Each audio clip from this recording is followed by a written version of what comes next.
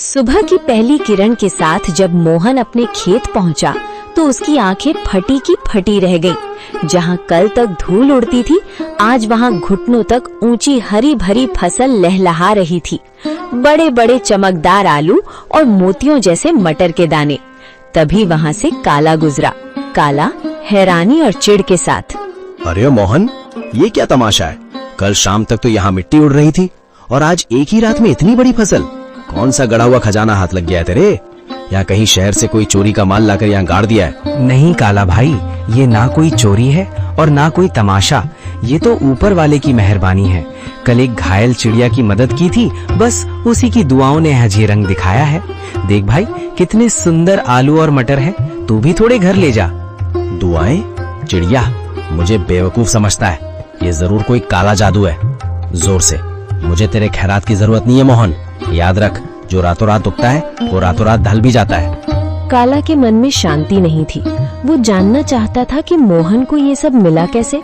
वो बिल्ली के कदमों से मोहन के टूटे हुए घर के पीछे पहुंचा और खिड़की से कान लगाकर सुनने लगा। अंदर मोहन, बिमला और माँ बातें कर रही हैं।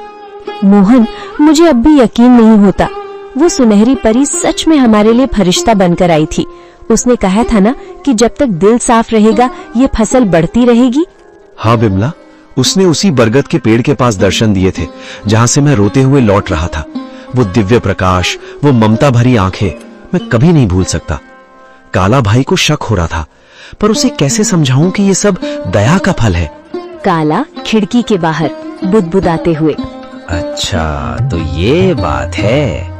बरगद का पेड़, परी और सुनहरी पोटली। अगर उस भीख मंगे मोहन को परी मिल सकती है तो मैं तो उससे कहीं ज्यादा चालाक हूँ। मैं भी कल उसी पेड़ के पास जाऊंगा और उस परी से सब कुछ छीन लूंगा।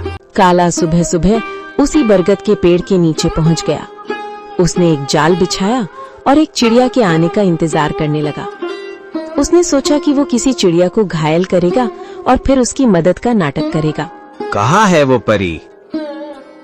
ओ चिड़िया, बाहर निकल। देख, मैं तेरे लिए कितने दाने लाया हूँ। बस एक बार मेरे सामने आ जा और मुझे वो मखमली पोटली दे दे। मुझे आलू मटर नहीं, मुझे सोना चाहिए, चांदी चाहिए। मैं उस मोहन से बड़ा आदमी बनना चाहता हूँ। काला घंटों चिल्लाता रहा। कभी रोने का नाटक करता तो कभी लालच में पेड़ की टहनियां हिलाता, लेकिन वहाँ सन्नाटा छाया रहा। अचानक एक तेज ठंडी हवा चली और एक आकाशवाणी हुई। काला, प्रार्थना हृदय से की जाती है, लालच से नहीं। मोहन ने एक जान बचाने के लिए अपनी कमीज फाड़ी थी और तू एक जान लेने के लिए जाल बिछा रहा है। जा, तुझे कुछ नहीं मिलेगा क्योंकि तेरा मन ईर्ष्या की राख से भरा है।